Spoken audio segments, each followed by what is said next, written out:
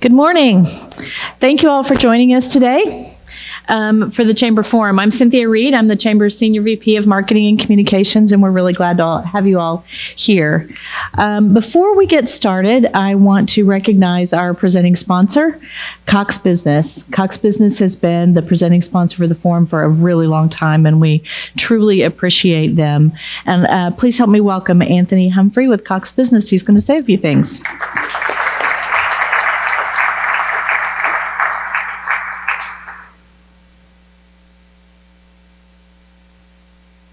Good morning, and welcome to today's Oklahoma City Chamber Forum Luncheon.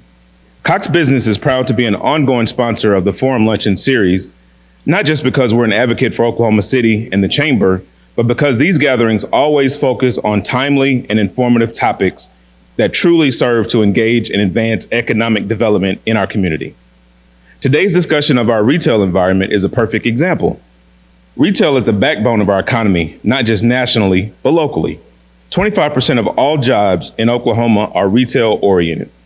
And not surprisingly, retailing is one of the largest single customer segments for Cox Business with our telephone, data, cloud, and security solutions. Needless to say, today's conversation about retailing, especially as we start to emerge from the pandemic, is important to us all.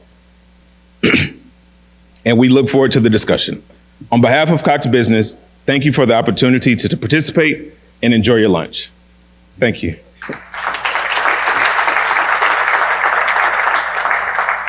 Thank you, Anthony. I'd also like to recognize our corporate sponsor, ADG.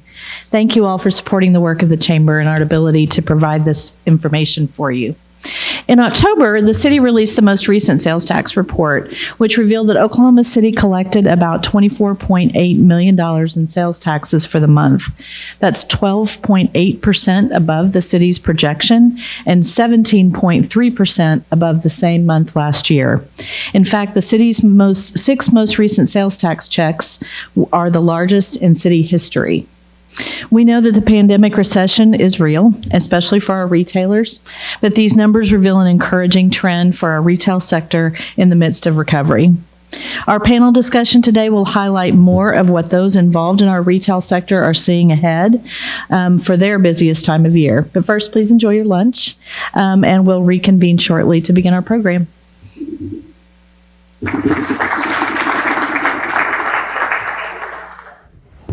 Please continue to enjoy your lunch if you're not finished, but we're going to go ahead and bring the panelists to the stage. Their complete biographies are in your digital program, but I would like to introduce, and first, let's welcome Daniel McLoud, owner of Trade Supply Company, Shane McWhorter, general manager at Washington Prime Group, Jim Parrack, Senior Vice President at Price Edwards & Company, and Cleo Rajon, the Executive Director of the Independent Shopkeepers Association. Hey,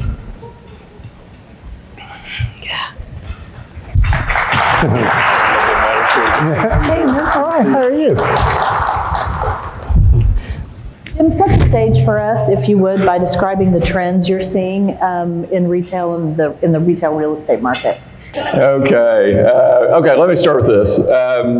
Retail has, over the course of the pandemic and in this year as well, if we can say this is towards the end of the pandemic, has done better than most people think it has. Third quarter numbers just came out, and retail sales overall in the country increased 28% in the third quarter compared to the third quarter last year. And if you just look at October sales went up 12% compared to October of 2019, so before the pandemic. And so one thing that I think is important to remember is that the recession we just have gone through wasn't really an economic recession, it was self-imposed. And so the retail business was doing pretty good before the pandemic. And then the government dumped a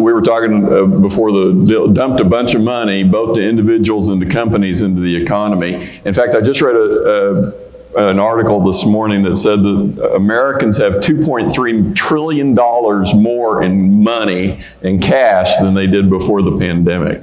And so they're spending that, and so that is helping drive a lot of the retail business right now. If you talk to our brokers, they would tell you that activity really picked up in November of last year, and then after the first of the year this year, really started to pick up. Almost any broker or real estate person you talk to has said this has been a really good year and there's been lots of activity. Vacancy went up about 2% during the pandemic. And by the end of this year, I would say that most of that additional vacancy will probably be absorbed. And then if you look at the deal terms, we really haven't seen rent change much. Rent has held fairly steady the last year and a half. We've seen it trend up a little bit this year. Probably the biggest change has been in tenant improvement cost. As everybody knows, construction costs have gone up a lot, and so TI for tenants is a bigger issue, and so that has made deals more difficult as we've gotten into this year a little bit, especially for landlords that maybe aren't as well capitalized, or landlords wanting to push some more of that tenant improvement cost onto tenants, and that makes it harder on the tenants. And so that is probably the biggest change we've seen in deal structure. But we really, the overall real estate of retail is doing pretty well right now.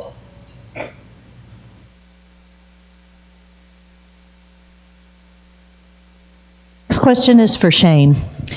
We've seen boutiques across the country suffer from the effects of the pandemic, but the tenants at Class and Curve have done really pretty well. Why do you think they've been so successful?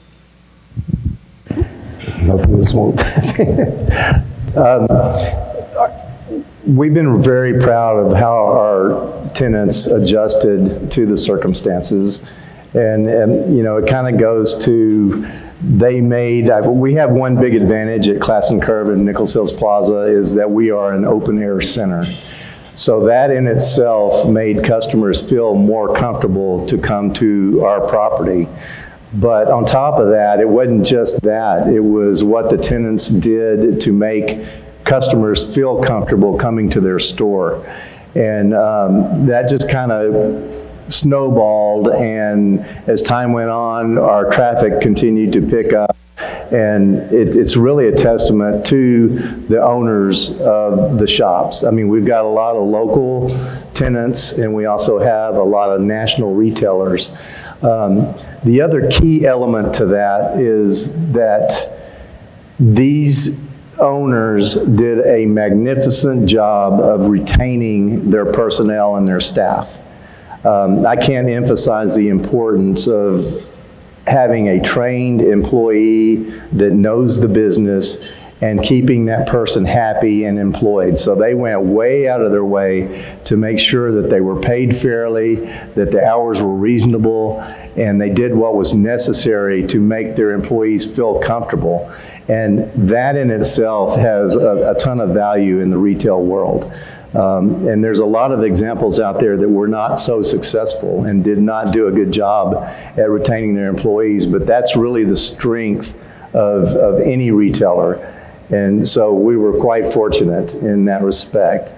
The other thing was, restaurants, the boutiques, the small retailers, they acclimated to the curbside pickup. Restaurants especially, and then we had a program called Retail to Go, where if customers were not comfortable coming into the store, then our tenants would deliver their purchases to them, either purchases that they made online or purchases that they just called into the store, and they would run them out to their vehicles, and that helped them maintain their sales volume during the course of the pandemic.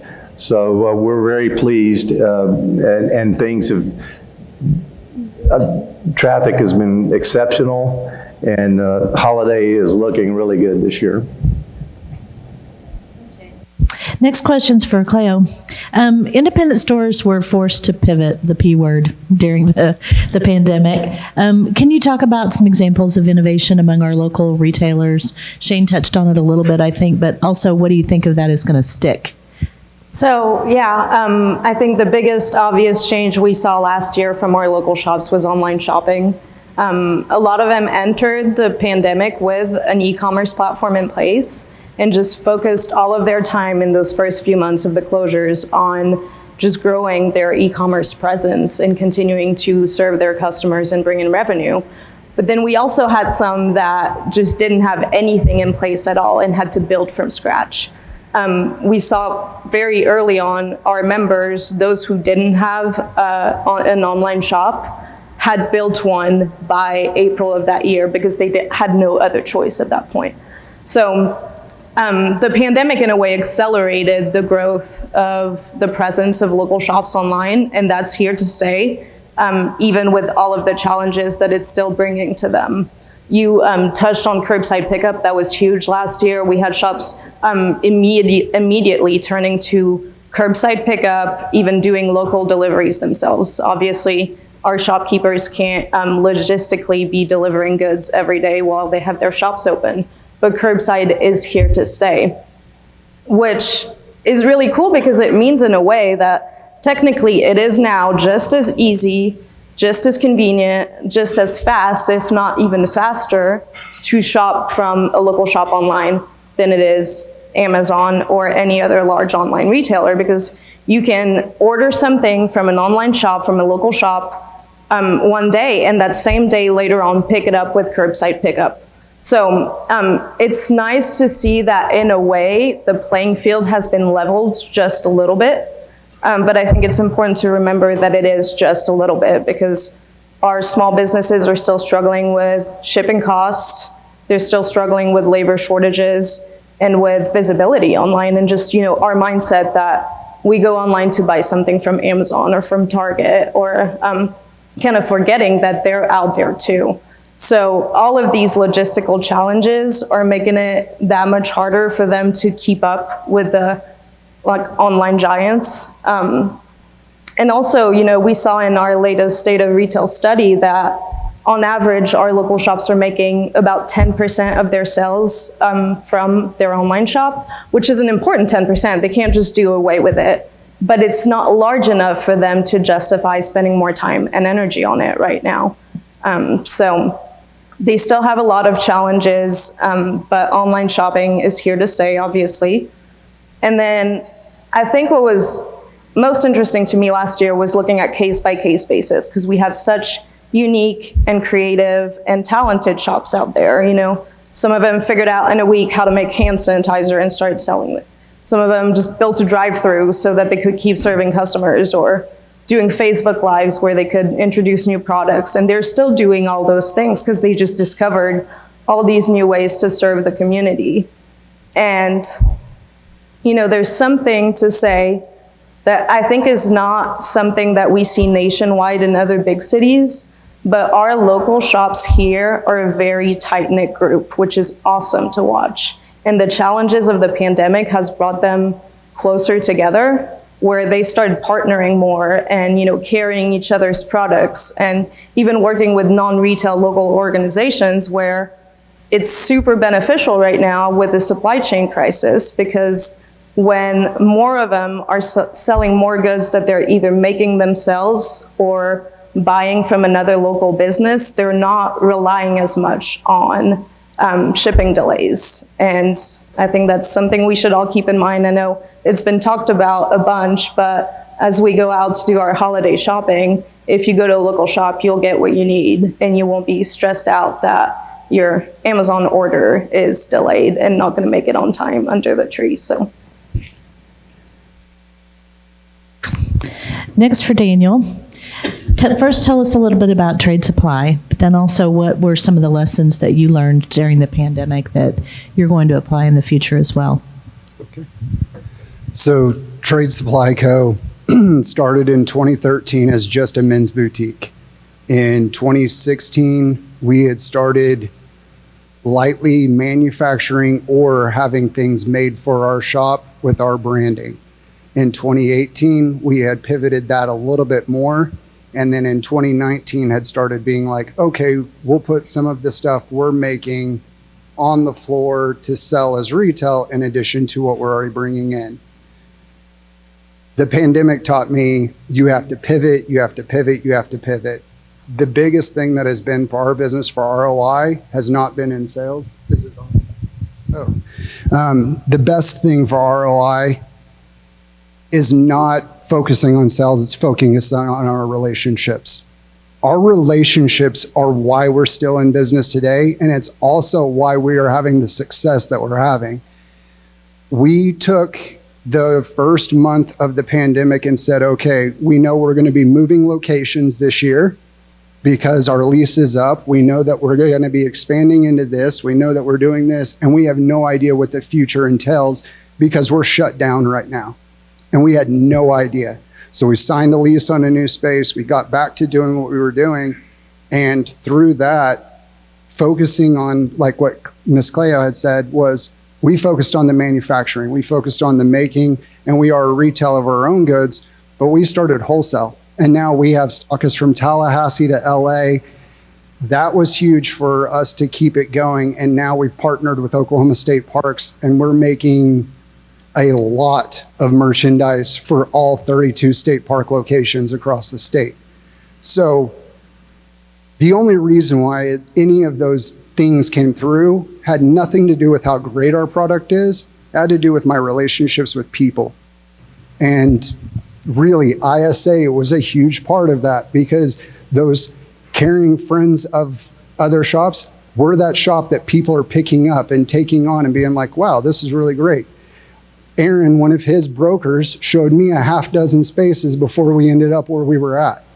So I can say from that aspect that new space, TI, that was a huge deal. Like, that was massive. But really and truthfully, the scope of retail and where it's going now has been the curbside, things like that. But it's also been, how can we partner with other businesses? How can we collaborate? Because our collaborated events, more so than our sole ones, have had far better results. Thanks, Daniel. We're back to Jim. Let's talk a little bit more about trends on the national level with retail. And there's been a lot of closures during the pandemic, and sort of how you see that shaking out, sort of what's next, what's going to be popular. Are we going to benefit, or are we still going to be at the back end because spaces have opened up other places and all of that?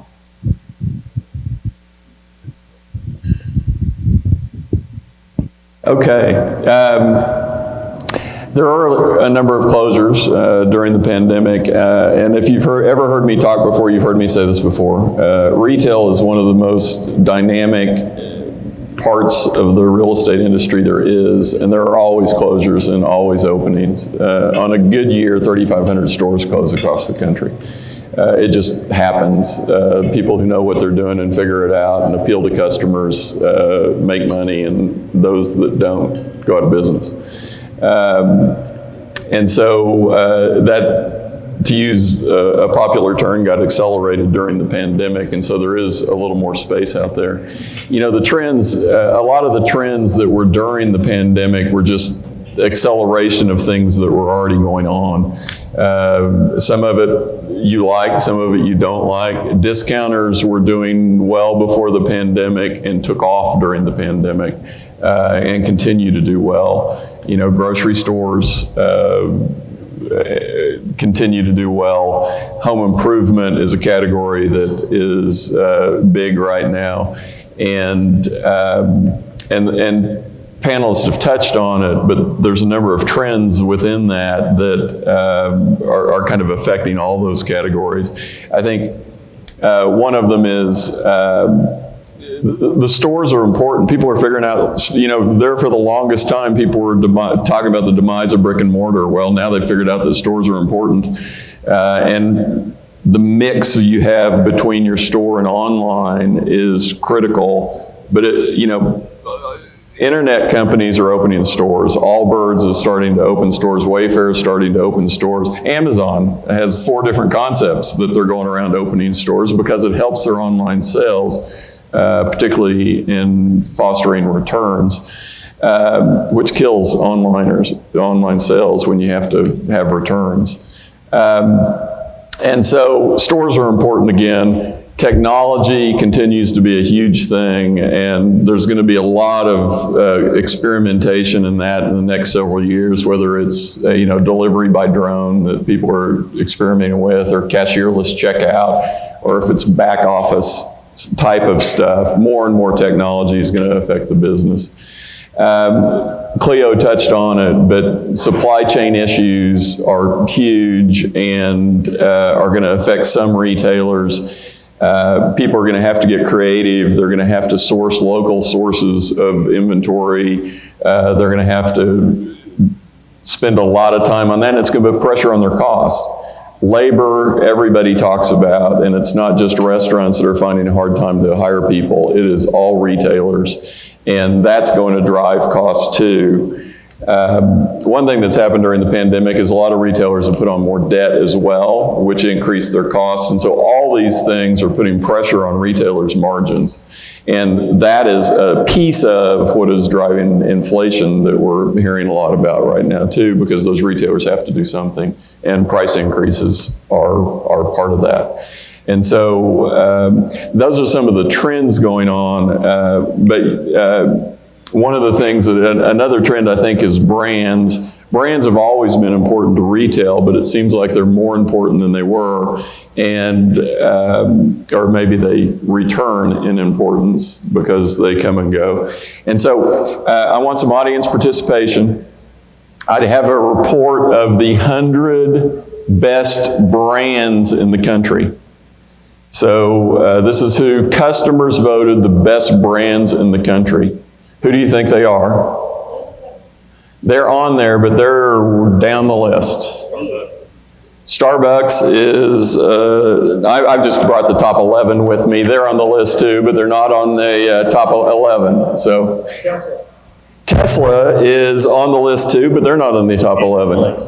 Amazon is number 5. Netflix is actually number 2 of all people. Apple is number 6. I don't know you'll ever guess number 1, which is amazing. Pfizer is not. That's a good thought. That's a good thought. Costco is number 3. What's the industry of number 1? They sell, I don't know if I can. Is it a car? Let's just say there was an article in the paper today that said they're getting ready to raise $1 billion because they're now losing money. Oh, I was going to say Tesla too, but I don't think it's Tesla. Number 1 is Peloton, which I find fascinating. Wow. Okay, and number 4, somebody probably said this, but you guys will, Chick-fil-A, 7's Nike, 8's Target, Google, Spotify, and Trader Joe's. That's the top 11, just to give you an idea of where people are at across the country. And then the National Retail Federation puts up a list of the 25 hot retailers every year. And they do it by who has the biggest increase in sales. So in theory, these guys are doing good and growing. So this will tell you what you guys have been up to during the pandemic, okay? Number 1 is wine.com. Number 2 is overstock.com. Wayfair's number 4. Some of you have been bad because number 5 is 1-800-Flowers.com. But some of the more interesting ones are down the list. So 10 is Ollie's Bargain Outlet, and we've got a couple of new ones of those in Oklahoma City if you haven't been to one. At Home, of all people, is number 11. And number 12, dear to our hearts here in Oklahoma, is Tractor Supply. So that's who the hot companies are in the country.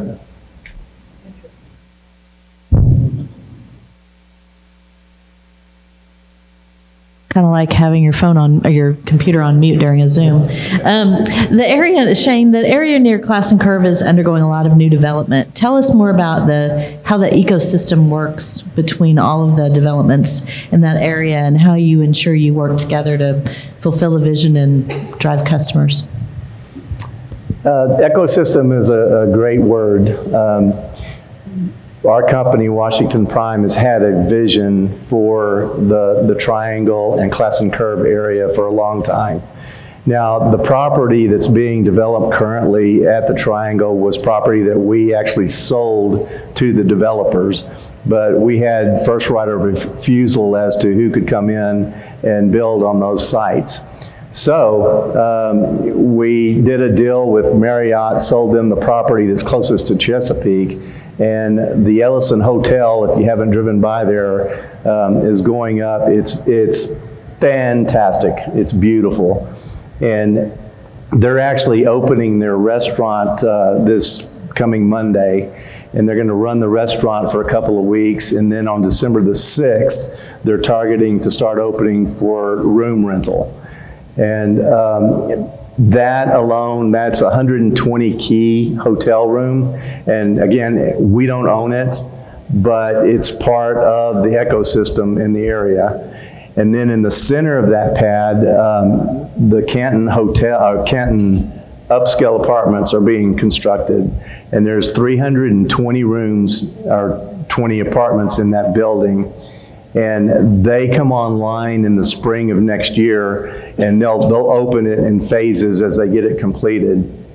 But as far as the ecosystem, it's going to benefit everyone in the area, because at any given point in time, once those two buildings are operational completely, there's a given customer base of about 700 people that are going to be there. And so that actually makes my job a lot easier when the few vacancies that we have, we're telling them that look what's going in across the street. You're going to have a customer base that's unbelievable. And we're also working with the city of Nichols Hills and Oklahoma City to put a pedestrian crosswalk just to add to the atmosphere of the area, because in the Nichols Hills area and Classen Curve, you know, the mindset over there is very fitness oriented. Everybody likes to walk their dog. They like to walk the park. They like to get from one place to the other without worrying about traffic. And so that's also in the mix for the future. But the whole thing is by design, and the entire area is going to benefit the retailers, the restaurants, the fitness tenants, everybody, and we're very excited about it. Shane. Next for Daniel. Supply chain is at the top of a lot of people's mind right now with the holiday season approaching. I know I've been waiting on a refrigerator for 13 months. It's just one of those things. So as a manufacturer and a retailer, how is that impacting you? How are you working around that? And what are your plans for making the holiday season a success? Yes, absolutely impacted us. We have several sites that we just basically monitor about every 6 hours to just see if something's back in stock, just so we can order it, so we can keep manufacturing. We've had, for those that we're private labeling for, it's just been utter transparency. Here's what's available, here's where we're at. We already know that at some point, one of these things is going to sell out. So what are we gonna do as a plan B? And at this point now, we have plan Bs and plan Cs for everything we do. Because at any point, one of the pieces of the supply chain are going to fail. As of right now, I have some product that I'm waiting on since February. And you're going into the time of year where you really want everything in your store, but you're just having to, some of it you just have to be like, all right, it is what it is, pivot and move on. Because you can't focus on the things that would do that. But for the things that you can, you just find alternatives. Find the closest thing that will suffice. And that's what we've been kind of doing.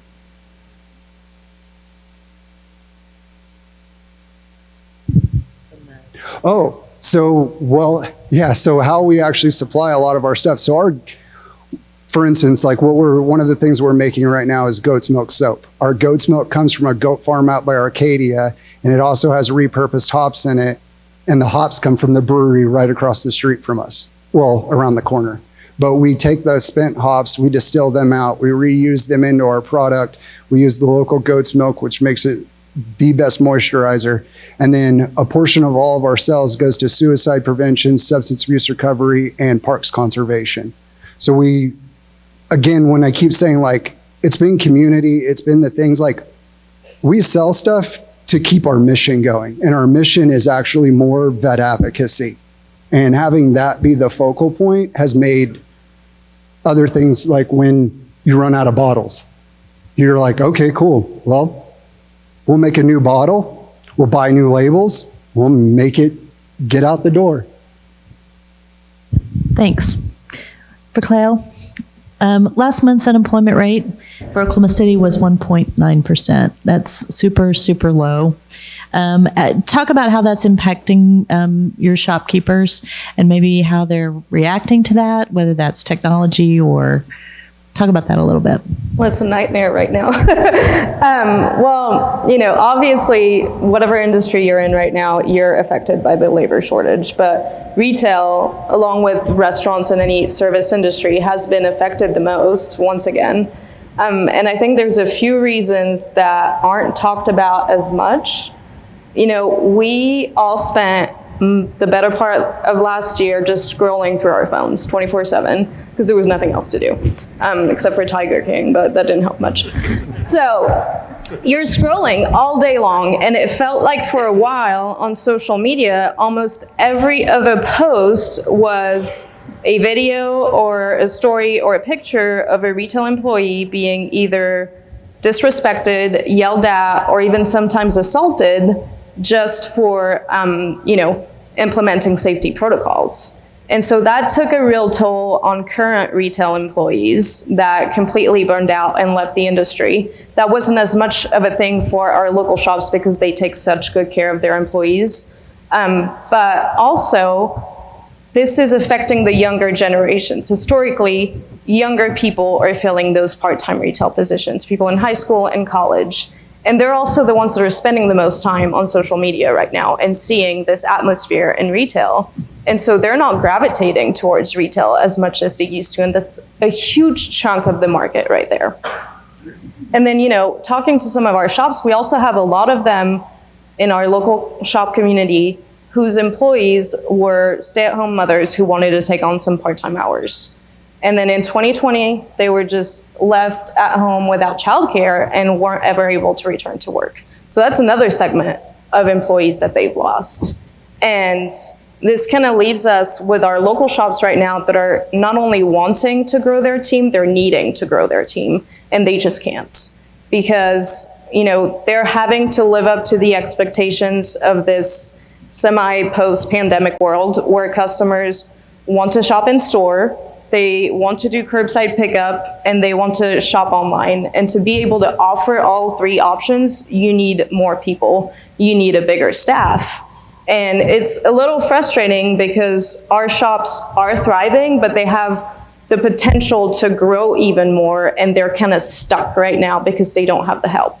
And we're seeing two different things as a result of that. We're seeing some shop owners who are having to wear more hats and take on more responsibility every day and do more and more to cover what the employees are not there to do.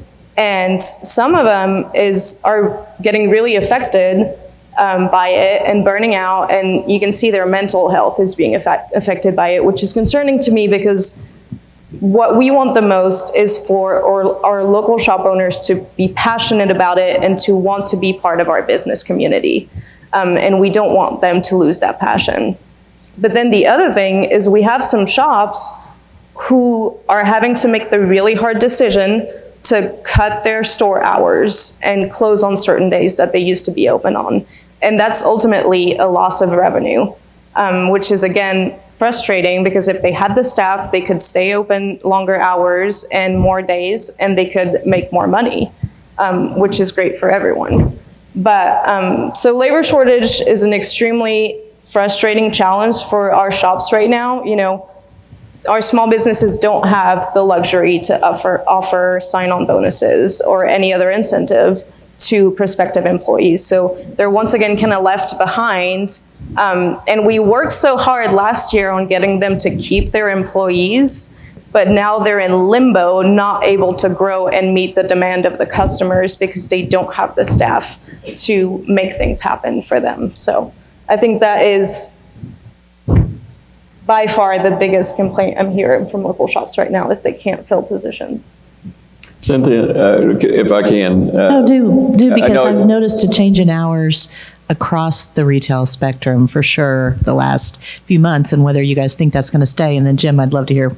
No, I was just going to say, and this probably isn't something that you're supposed to say at a chamber event, but 1.9% unemployment is not good. It's way too low because of the exact reasons we're talking about here, and it's not just in the retail business, it's for the economy in general. I mean, who wants to move their business to Oklahoma City if they can't hire anybody? And so we've got to figure out a way to get people back into the workforce. Some of the people that Cleo talked about that have left the workforce, we've got to figure out a way to get them back. And of course, it would always help if our population grew more than it is, but it's a big, big problem.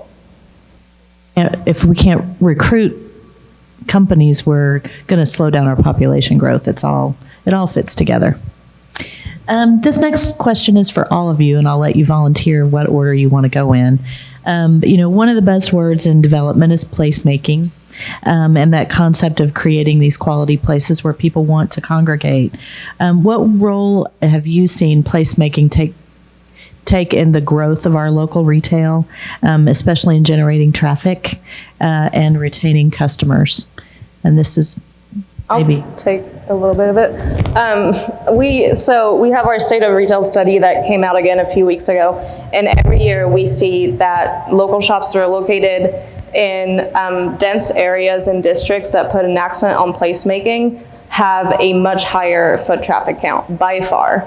Even when we look at shops that are on main streets in smaller towns, they tend to have higher foot traffic than shops in the city that are in a strip mall. So that plays a huge part when you combine walkability, density, tenant mix, and placemaking where our local shops are.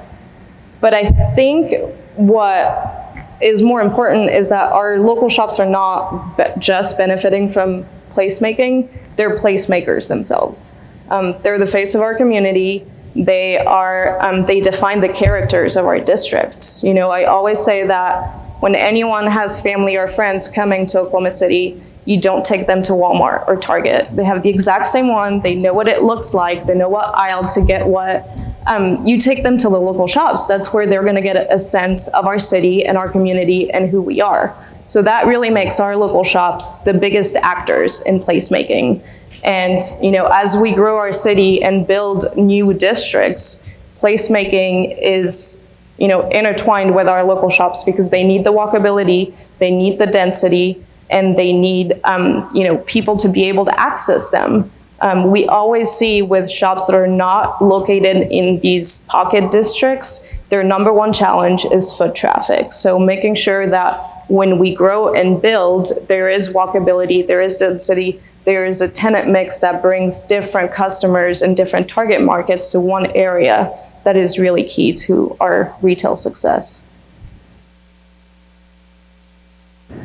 I'll chime in on this as well.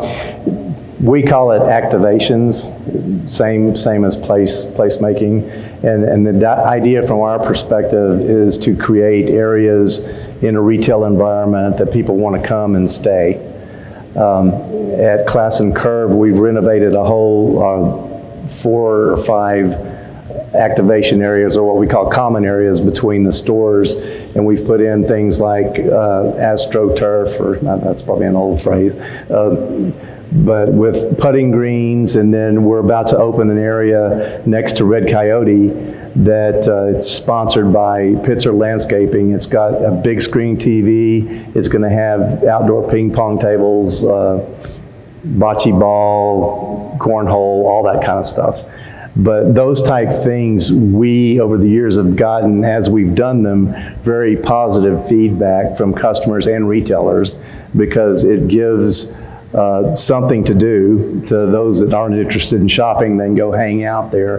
That's another buzzword we use, hangout area. But they've been very successful. And before we started putting them in, I was actually a little bit skeptical, thinking, yeah, this is not really a retail thing. It's not going to really generate anything positive for us, but I couldn't have been more wrong. The areas have generated a lot of traffic, a lot of positive buzz, and it may be a partially required element going forward for all retail. You know, create something where people want to come and stay and enjoy. Specifically on placemaking, we were one of the first retailers in Midtown, and we knew what we were doing going to the farmers market district, which all things considered is pretty underdeveloped right now. But in talking with business development planning and seeing the area, we knew that it could be another pocketed district. And so now, just like in Midtown, we got a group of the owners together, we've created a district, and we're moving to those steps to make it a formalized district with the city. Because you do, the more he keeps saying, the hangout spot is the biggest key. Like when the weather's nice, we roll up our garage door, we have a cornhole thing, we have Paulo, who's next door to us, make old fashions, and we give out old fashions on Fridays. Like, it's a hangout. The more that you are there for your community, the more the community is going to come to your place. The only thing I would say is that, you know, placemaking is, it's much more successful when it's done organically, and it just kind of happens. It's very hard to make a place out of whole cloth. And so that's why a lot of the places that you see it most successful, like Cleo or mentioned, are some of the districts we have. But it is clearly becoming more and more important to the, especially local tenants.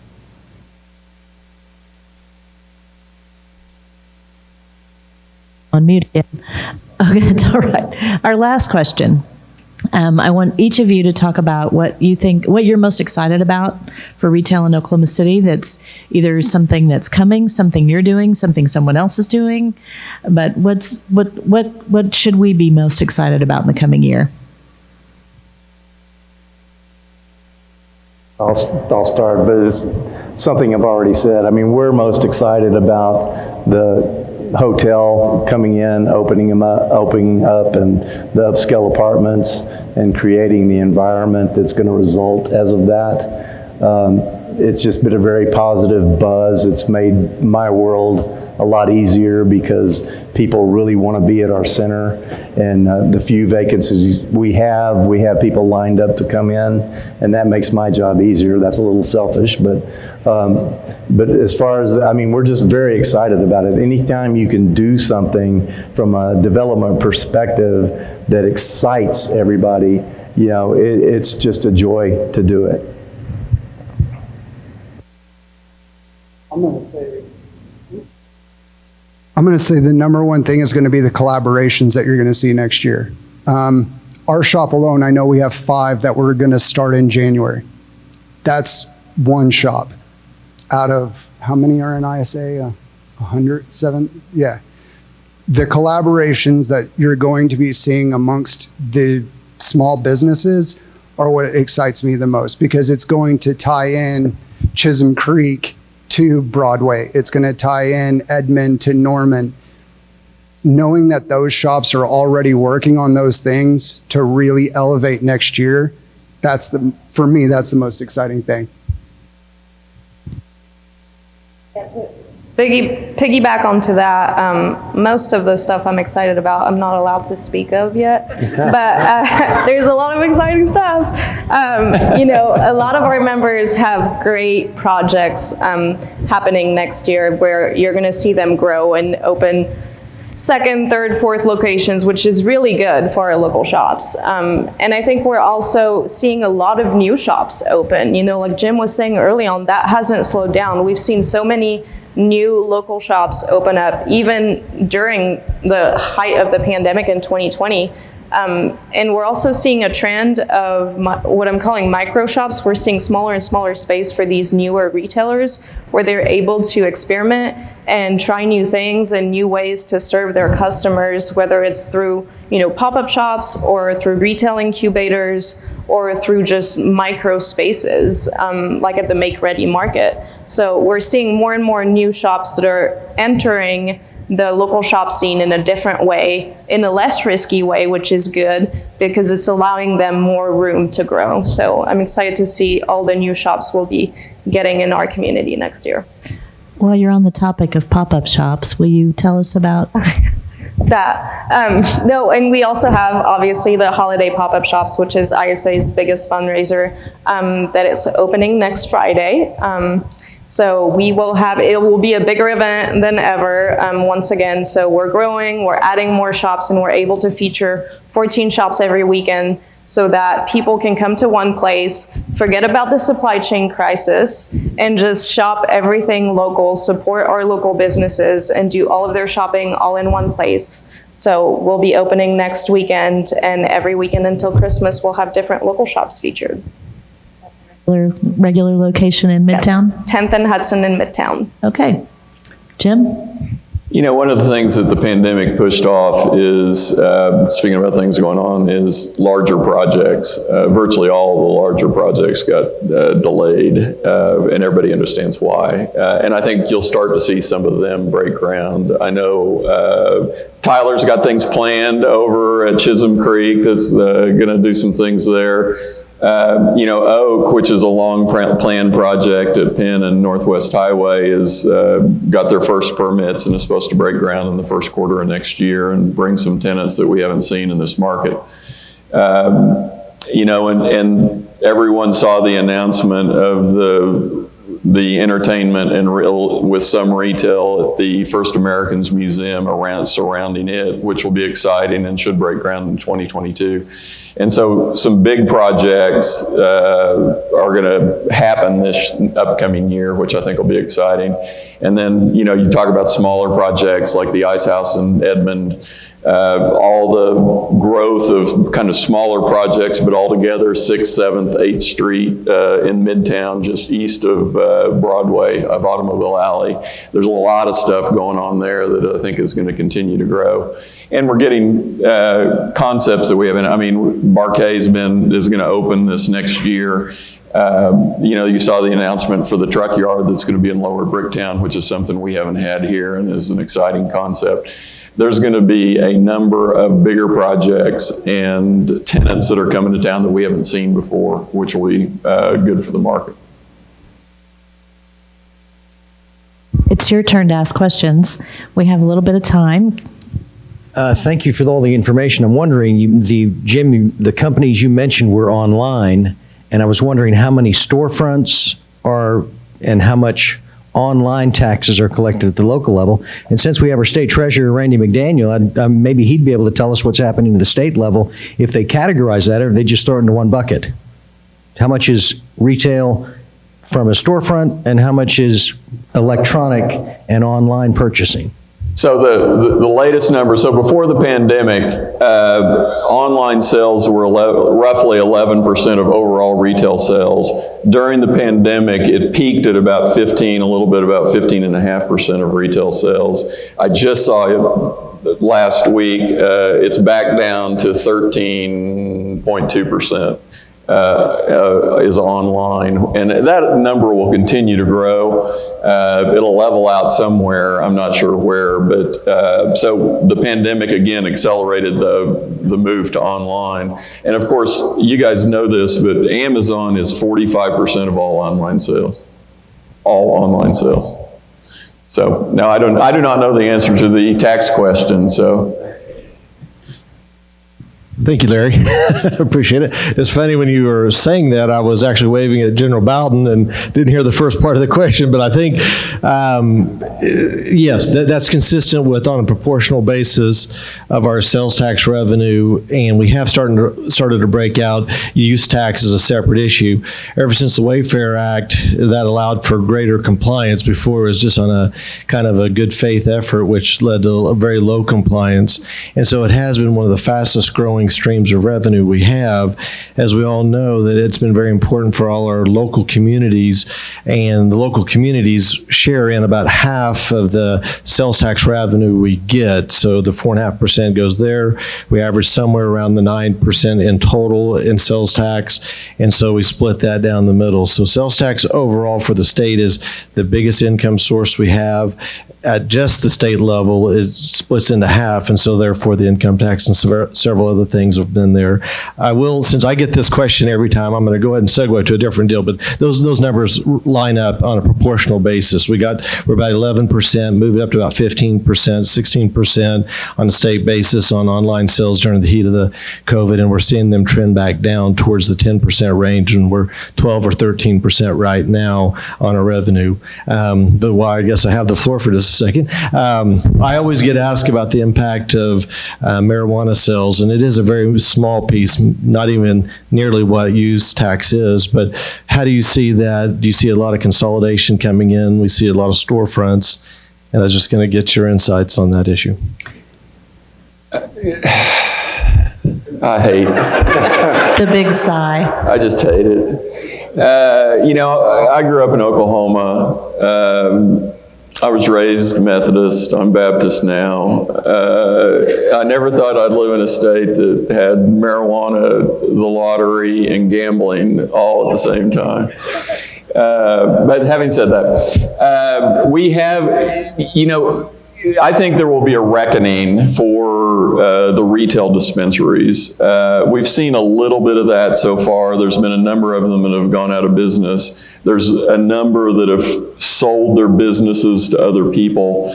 And I don't have good statistics on it. If I had to say, I would say there's probably right now somewhere around 15 or 20% of them that are probably struggling. And I think a lot of the retail dispensaries are like a lot of small businesses in that the people that run them make just enough money to pay themselves a salary and a way to live. And so I think that over the next couple of years, it'll play. I don't know that the fallout's going to be as much as I originally thought. Probably half of them will go out of business. I'm not sure that that'll happen. It seems like we're fonder of marijuana than I thought we were. And so, but I think we will have a fallout. And where the fallout may really come is when we legalize marijuana nationally. And some of the big companies come in from Canada and other places that have been doing this forever and are big multi-million-dollar companies and know what they're doing. They'll come into the state and drive a bunch of the small operators out of business. The Walmart effect. Anybody else? Well, thank you all again for being here, and please help me thank our panelists.